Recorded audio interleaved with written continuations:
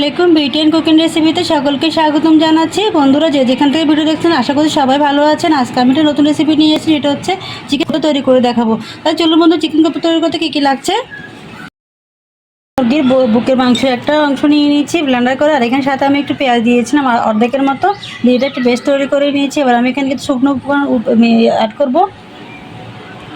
বন্ধু 1 চামচের 3 ভাগের 1 অংশ হলুদ গুঁড়ো দিয়ে দিচ্ছি,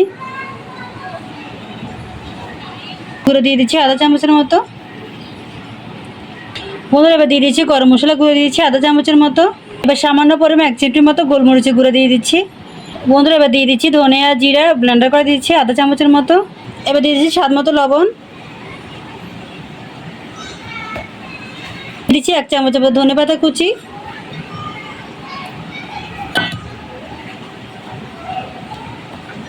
এবার দিয়ে দিচ্ছি আমি 1 চামচ মতো লেবুর রস অ্যাড করবো। এখানে দিয়ে দিচ্ছি লেবুর রস।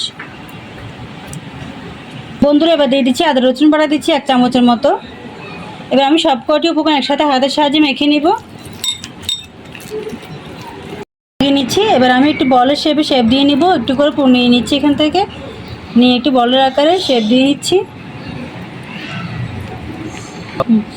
একটি বল তৈরি করে নিয়েছি, এভাবে আমি প্রত্যেকটা বল তৈরি করে নিব। আমার এই কয়টি বল হয়েছে, এবারগুলো আমি একটু হালকা ব্রাউন কালার করে ভেজে নিব।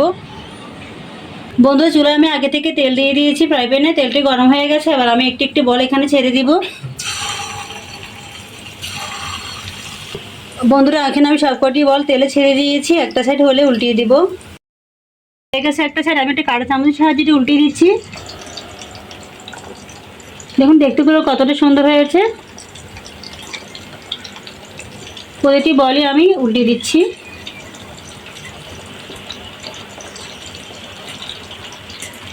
এবার আমি একটা সাইড হলে তারপর এটা চুলা থেকে তুলিয়ে নিব। বলগুলো হয়ে গেছে, আমি একটু ছাঁকনির সাহায্যে এগুলো তেল থেকে তুলে দিচ্ছি। প্রতিটি বলই ফুলে ডাবল হয়ে গেছে। এবার আমার এখানে যে তেলটুকু অবশিষ্ট রয়েছে সেখানে আমি কোপ্তাগুলো রান্না করব।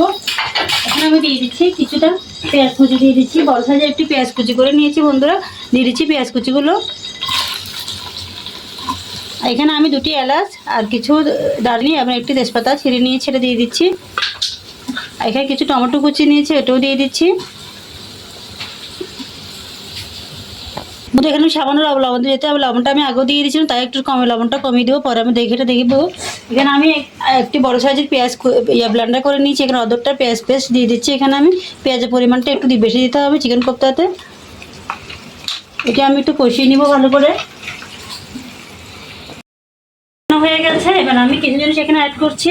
এখানে আমি 1 চামচের মতো আদা রসুন বাটা দিয়ে দিচ্ছি, যেহেতু আগেও দিয়েছিলাম 1 চামচের মতো, এখানে আবার 1 চামচ দিয়ে দিয়েছি। এবার আমি এখানে দিয়ে দিচ্ছি আমি 1 চামচের মতো মরিচের গুঁড়া দিয়েছি, লাল মরিচের গুঁড়া। এবার দিয়ে দিচ্ছি আমি ধনিয়া জিরা ব্লেন্ডার করে দিয়ে দিচ্ছি আমি আধা চামচের মতো। এবার দিয়ে দিচ্ছি আধা চামচের মতো হলুদের গুঁড়া, দিয়ে একটু ভালো করে এগুলো কষিয়ে নিব আমি। এবার দিয়ে দিচ্ছি এখানে 1 চামচের মতো টমেটো সস দিয়ে দিচ্ছি, দিয়ে আবার ভালো করে একটু মশলাটা কষিয়ে নিব। হয়ে গেছে, এবার আমি এখানে যে চিকেন বলগুলো তৈরি করেছি সেই চিকেন বলগুলো এখানে আমি দিয়ে দিচ্ছি, দিয়ে মশলার সাথে ভালো করে মিশিয়ে নিব। এবার আমি এখানে 1 চামচের মতো টক দই অ্যাড করে দিব। এই টক দইটি আমার বাসায় তৈরি করা, আপনারা চাইলে আমার চ্যানেল থেকে দেখে নিতে পারেন। দিয়ে দিচ্ছি আমি 2 চামচের মতো টক দই দিয়ে দিচ্ছি। এখানে আমি এটা ভালো করে মিশিয়ে নেব। এবার এখানে আমি কিছু কাঁচামরিচ নিয়েছি, 3-4টির মতো ফালি করে কাঁচামরিচ দিয়ে দিচ্ছি এখানে, দিয়ে এটি ভালো করে মিশিয়ে নিচ্ছি। এবার এখানে আমি 1 কাপের মতো গরম পানি করে নিয়েছি। এখানে ঠান্ডা পানি দেওয়া যাবে না বন্ধুরা, এখানে গরম পানি দেওয়ার চেষ্টা করবেন। গরম পানি দিয়ে আমি এটি ভালো করে মিশিয়ে নেব। এবার একটু ঢাকনা দিয়ে এটি রান্না করে নেব। আমার চিকেন কোপ্তাটা অনেকটা হয়ে গেছে, ঝোলটা অনেকটা ঘন হয়ে গেছে। আমি লবণটাও দেখে নিচ্ছি, এ ফাঁকে অনেকটা টেস্ট হয়েছে। আর কিছু ধনেপাতা কুচি আমি ছড়িয়ে দিচ্ছি চারপাশে, দিয়ে আপনাদেরকে পরিবেশন দেখিয়ে দিব কেমন হয়েছে। একটু পেঁচালের সাহায্যে একটু হালকাভাবে নেড়ে দিচ্ছি। এবার চলে যাচ্ছি পরিবেশনে। চিকেন কোপ্তা, এই কোপ্তাটি অত্যন্ত মজাদার। এটা আপনারা ফ্রাইড রাইস বা পোলাওর সাথে খুব সুন্দরভাবে খেতে পারবেন। আর যাকে একবার খাওয়াবেন সে আপনার প্রশংসা পঞ্চমুখ হয়ে যাবে। তো বন্ধুরা, রেসিপিটা দেখে একবার হলেও ট্রাই করবেন বাসায়, নিজেরা বুঝতে পারবেন কতটা মজাদার হয়। তো বন্ধুরা, আজকের মধ্যে বিদায় নিচ্ছি, দেখা হবে নতুন কোনো ভিডিওতে। শেষ পর্যন্ত ভালো থাকবেন। আল্লাহ হাফেজ।